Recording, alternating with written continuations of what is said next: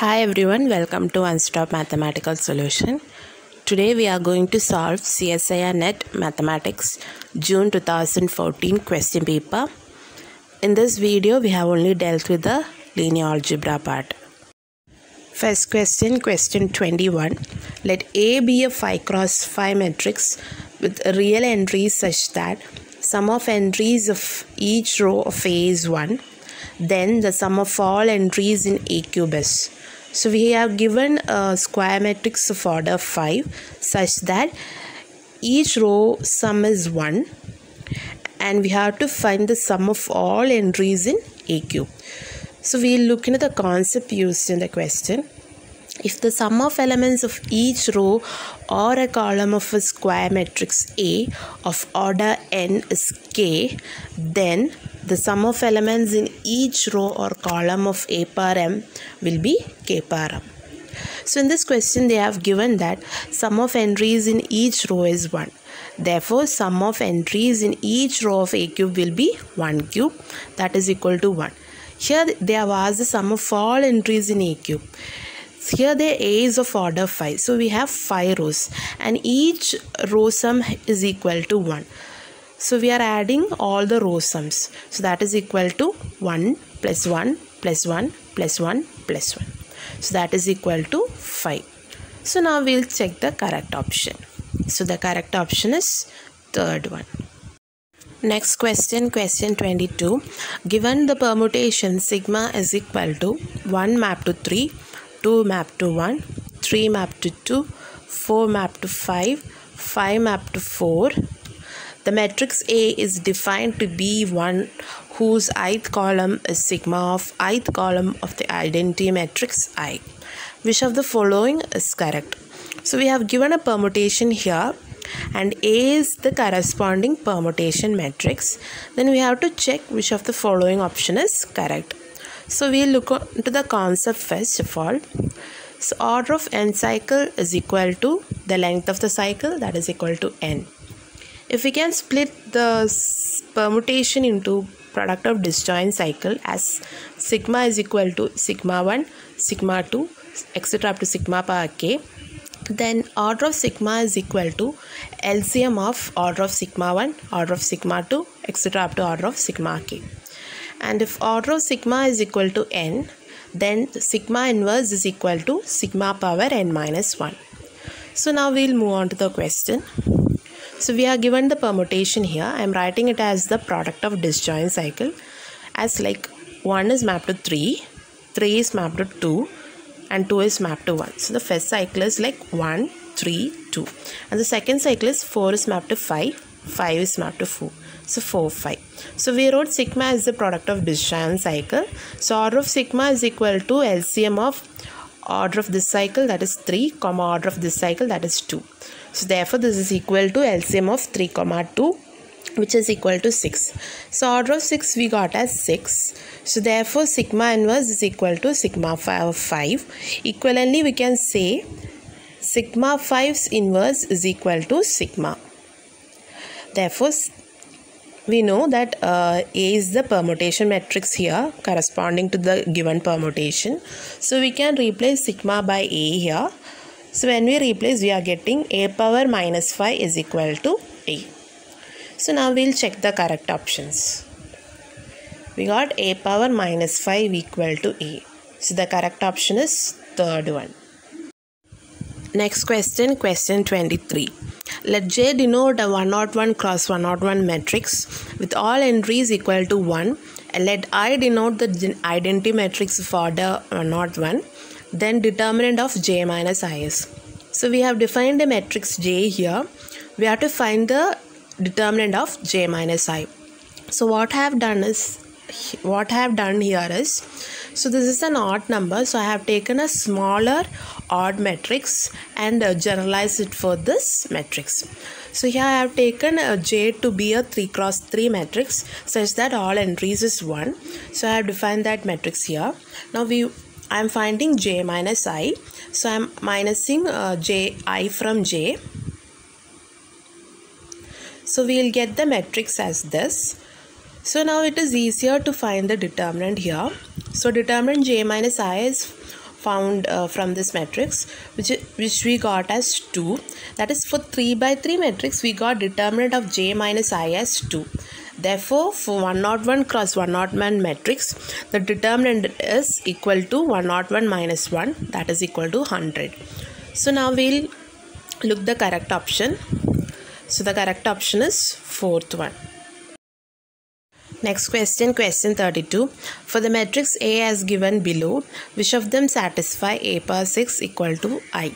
So we have given here 4 options of A. We have to find which of them satisfy this equation. So now we'll move on to the concepts used in the question.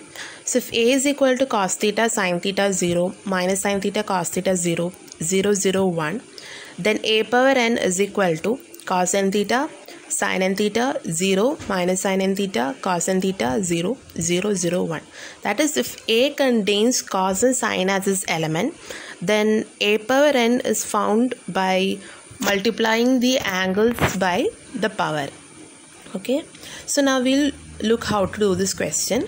Here I have only shown you 2 options. You guys can try the options which I have left for you. So here the first option is A is equal to cos pi by 4 sin pi by 4 0 minus sin pi by 4 cos pi by 4 0 0 0 1. So you have to find A power 6. So I am multiplying the angles by 6. So we will get like this matrix. So to find cos 6 pi by 4 value, we know we can cancel this by 2. So this is equal to cos 3 pi by 2, which is equal to cos pi plus pi by 2. So now we are using the expansion of cos A plus B, which is equal to cos A cos B minus sin A sin B. So when we apply this, we'll get like this.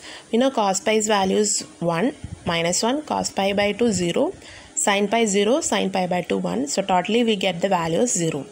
Now sin 6 pi by 4 is equal to sin 3 pi by 2, which is equal to sin of pi plus pi by 2. Here we are using sin A plus B formula, which is equal to sin A cos B plus cos A sin B. So we have applied here.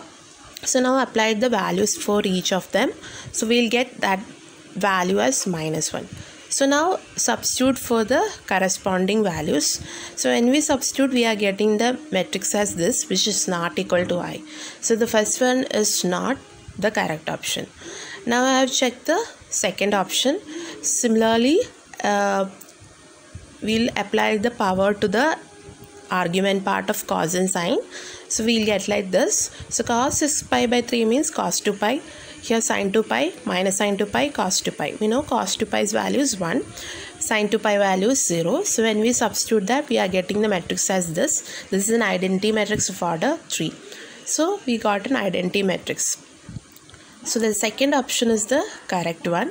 You guys can try for the third and fourth and see that this does not satisfy this equation. Next question, question 61. Let B denote a vector space over a field F and with a basis B is equal to set of all E1, E2, etc. up to En. Let X1, X2, etc. up to Xn element of F. Let C is equal to set for x1 e1, x1 e1 plus x2 e2, etc. up to x1 e1 plus x2 e2 plus etc. up to xn en. Then, so we have given a vector space here and a basis B is given and a set C is defined like this. Then we have to find which of the following statement is satisfied by the defined set. So first of all, we will look into the concepts used. So set is linearly independent only if and only if the determinant of the matrix formed by the elements is non-zero, and linearly independent set that contains same number of elements as that of dimension of vector space forms a basis for the vector space. Basis means it's a linearly independent set plus it should span the vector space. Dimension means the number of elements in the basis of the vector space. Now we will move on to the question. So we have defined the C here. Here I am writing the matrix representation of C with respect to the basis B. Here the first vector is only element of E1 is there. So it only contains the first element to be non-zero, that is x1, and the rest to be 0. The second vector is x1 e1 plus x2 e2. So x1 comes here, x2 comes here, and the rest becomes 0. Third one is x1 e1 plus x2 e2 plus x3 e3. So x1, x2, x3, and the rest to be 0. So when we go like this, the last column contains x1, x2, etc. up to xn. So I am finding its determinant. This is the upper triangular matrix. So the diagonal elements is the eigenvalues, and we know determinant is the product of eigenvalues, and that is here the product of diagonal elements. So that is what I have written here. Determinant is equal to product of the diagonal elements. So C becomes linearly independent only if the determinant becomes non-zero. That is only if and only if product of xi's becomes non-zero. That is if and only if each xi's become non-zero. And C is a linearly independent set that contains n vectors, which is equal to the number of basis elements, that is dimension of vector space. So this linearly independent set forms the basis for the vector space V. Since it forms a basis, it also spans V, and this happens only if the xi's are non-zero. Only then it becomes linearly independent set. So these are the conditions that C satisfies. Now we'll look on to the correct options. So the correct options are 1, 2, 3 and 4. Next question, question 63. Let U, V and W be vectors in an inner product space V, satisfying norm U is equal to norm V is equal to norm W is equal to 2, and inner product U comma V is equal to 0. Inner product U comma W is equal to 1. Inner product V comma W is equal to -1. Then which of the following are true? So we have given an inner product space here, and its norm values are given and the inner product values are given. So we have to find which of the following are true. So we'll look into the concepts used. Norm U square is equal to inner product U comma U, and norm U V is equal to inner product UV is equal to inner product VU. This is for the real inner product space, and for the complex it will be like conjugate of inner product VU.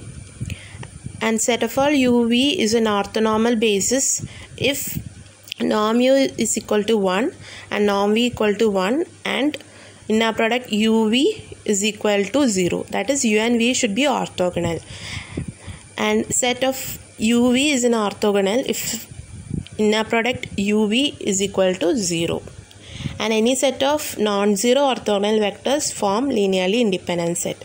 Now we'll check each options one by one. So the first option is asking the value of norm W plus V minus norm U square.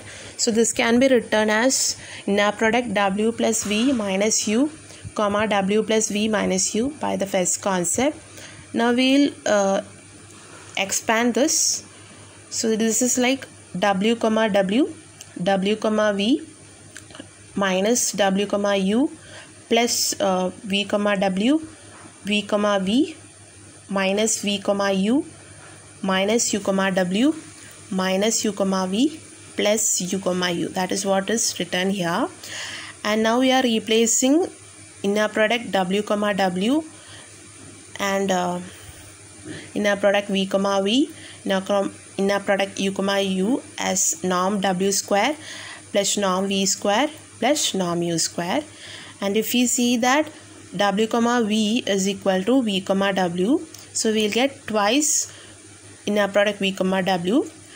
Inner product W comma U is equal to inner product U comma W, so that we'll get minus 2 inner product U comma W plus this and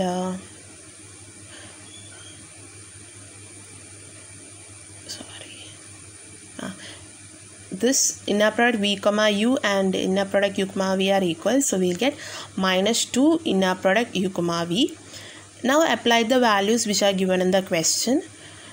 So we'll get 4 minus 2 plus 4 minus 0 plus 4. So when we calculate this value, we are getting it as 8. That is norm square is equal to 8.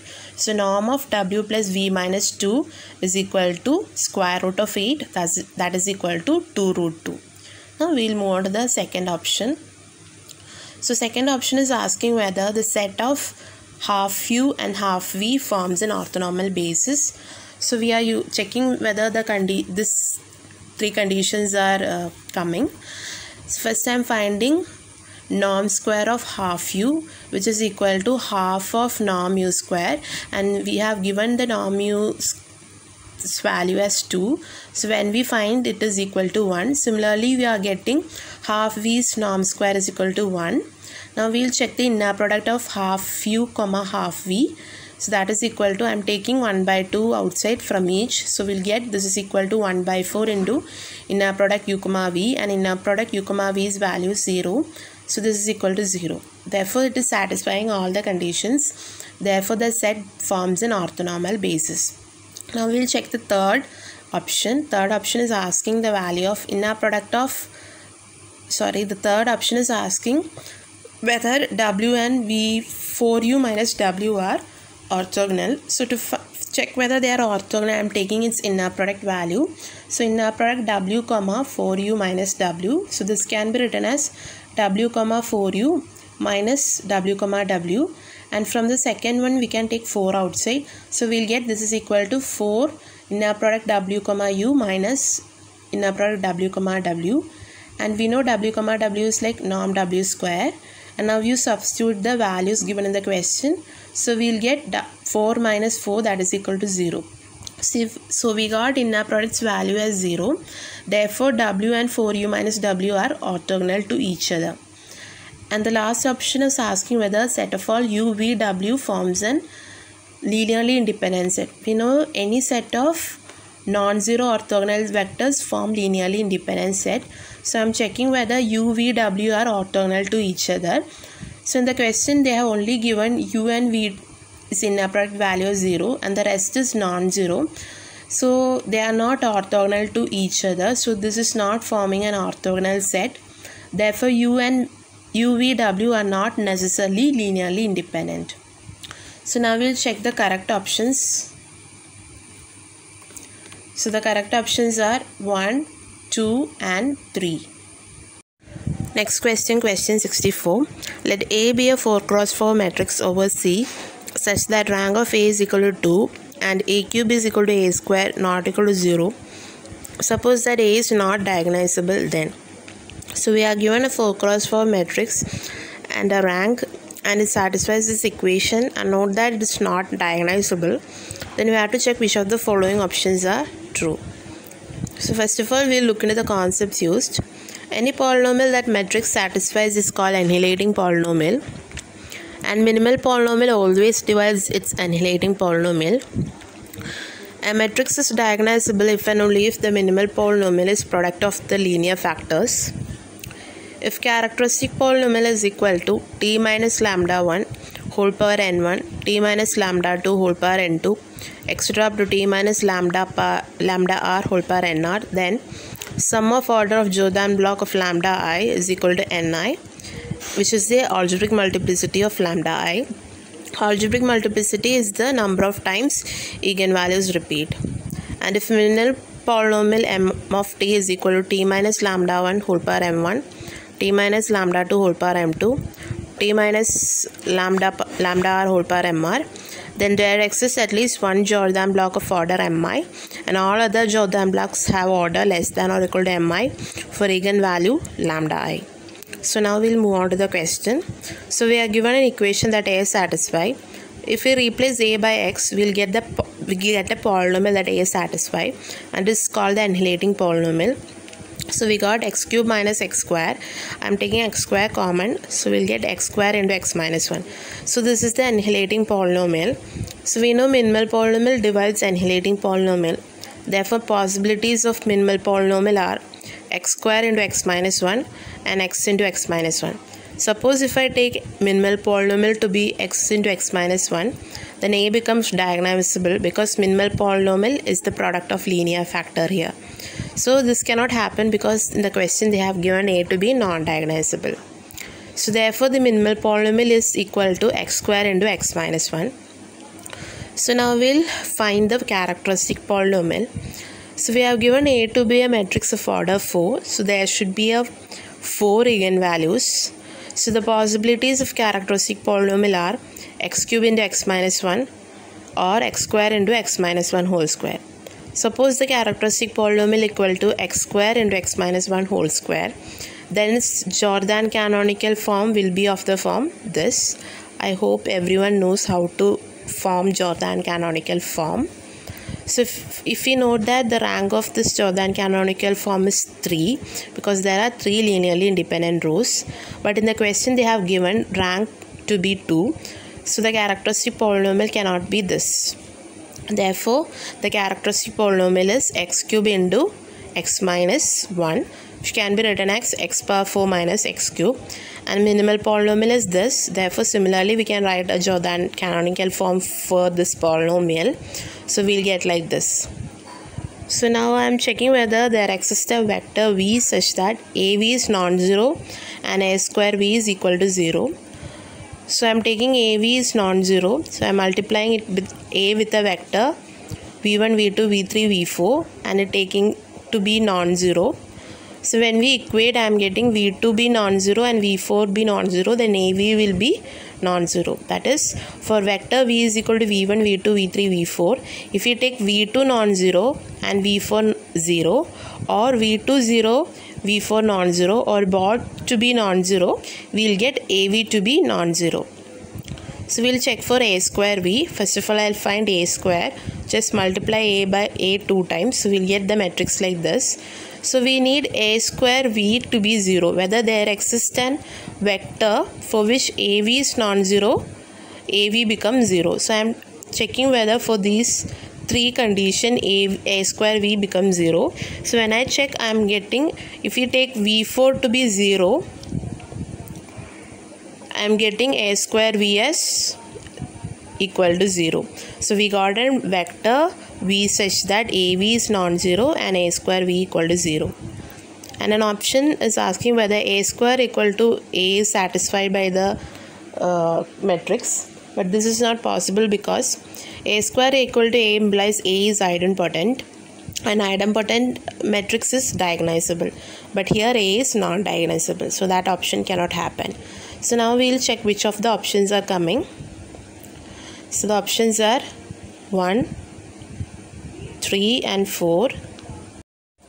Next question, question 66. Let phi from R to Z be the map defined by phi of xy is equal to z, where z is equal to x plus iy. Let f from z to c be the function defined by f of z is equal to z square, and capital F is equal to phi, small f phi inverse. Which of the following are correct? So we have defined here 2 maps.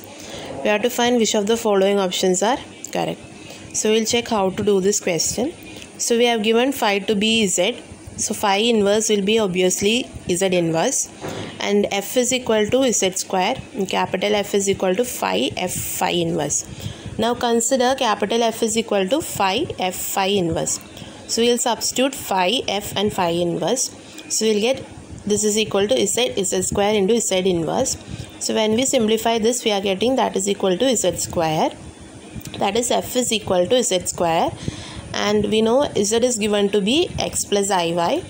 So when I substitute and take its square, I am getting it is equal to x square minus y square plus I into 2xy. So we got capital F is equal to x square minus y square plus I 2xy. Now I am partially differentiating f with respect to x. So we'll get fx equal to 2x plus I2y. And now I am differentiating f with respect to y. So we'll get fi is equal to minus 2y plus I2x. Suppose t is the derivative linear transformation of capital F. Then its matrix representation t can be written as, first is the coordinate of fx and second is the coordinate of fy. So we'll get this is equal to 2x, 2y, minus 2y, 2x.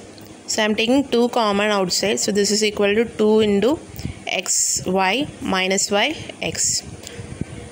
Now small f is equal to z square, so I am differentiating with respect to z. So we'll get fz is equal to 2z. So therefore the linear transformation of derivative given by t of z is equal to fz, which is equal to 2z. So now we'll check the correct options. So we got option 1 and option 3 as correct one. Next question, question 70. Let V be the vector space of polynomial over R of degree less than or equal to n.